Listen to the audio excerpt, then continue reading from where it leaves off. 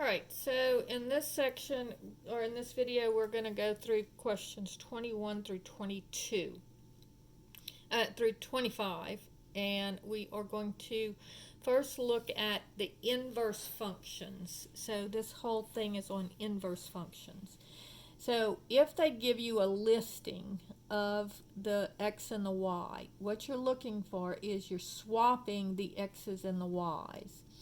And so the inverse function, all you're going to do is you're going to make the bottom the top and the top the bottom.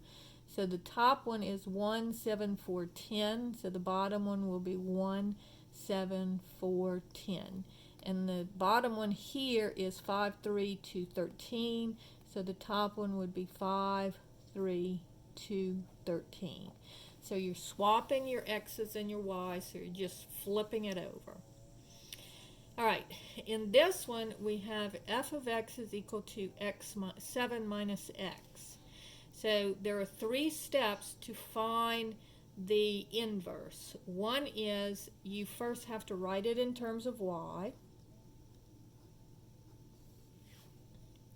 And then you are going to swap your x and y. So you get x is equal to 7 minus y. So you swap your x and your y. So the y becomes the x becomes the y.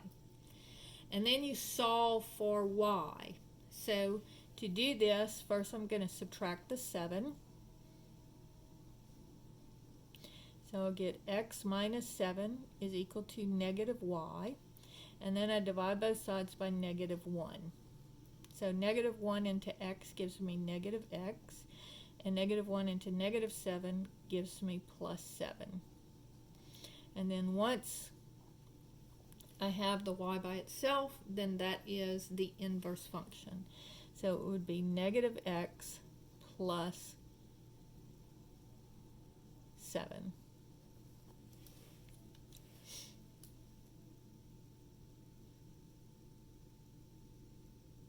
All right. On problem number 5, we're going to do the same thing. First, we write it in terms of y. So that would be y is equal to 5 plus the cubed root of x. Then we swap the x and y's. So the y becomes the x, and the x becomes the y. Now I want to solve for y. So the first thing that I have to do is subtract the 5. And so this is going to give me x minus 5 is equal to the cubed root of y. And then I need to get rid of the cube root, so I have to cube both sides. So I get x minus 5 cubed is equal to y. And then once I have the y by itself, then that is f inverse of x. So f inverse of x here would be x minus 5 cubed. Now in problem 24 and 25, they're trying to find out if these two functions are inverses of each other. And so first you're going to have to compose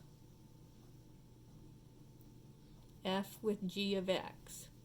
So this is f composed with g of x would be f of, and g of x is x plus 7. And then if I plug that in for x in the f function, so I'm plugging in x plus 7 in for x. So that would be x plus 7 minus 7. And then I can drop my parentheses because there's nothing to multiply or distribute. And then notice the 7 and the 7 cancel, so I get x. So when I put in x, I get out x. Okay? Then if I compose them the other way, g composed with f of x, and so that would be g of f of x would be g of x minus 7, and then plug that in to my g function.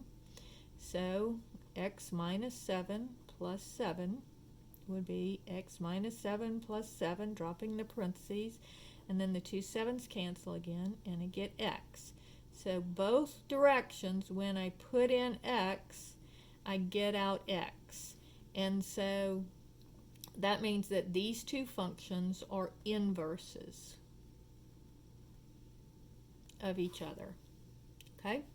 And then 25, we're going to do the same thing. We're going to say, what is f composed with g of x? And so that's going to be f of, and g of x is x minus 5 over negative 3. And so I'm going to plug that in where I see an x. So that would be negative 3 times x minus 5 over negative 3 plus 5. Now notice here that the two negative 3's are going to cancel. So that would just give me x minus 5 plus 5. And I can drop the parentheses. X minus 5 plus 5's cancel. And I just get x. So again, I'm plugging in x and I'm getting out x. And then g composed with f of x is going to be g of f of x is negative 3x plus 5 would be, and then I'm plug that in for my x on my g function.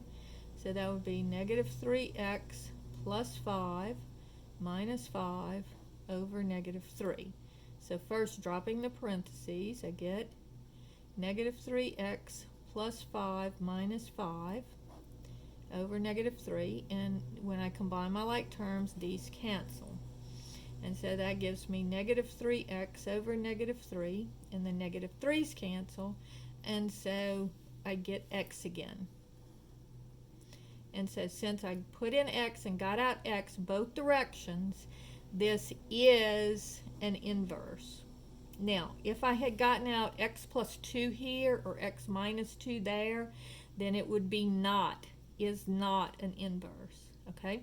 So you have to put in x and get out x for it to be an inverse. So just to recall what we just did, when you're doing inverse functions, you swap your x's and y's. So you're going to start with, instead of f of x, write y, swap your x's and y's, and solve for y. That gives you your inverse. Same thing with this one.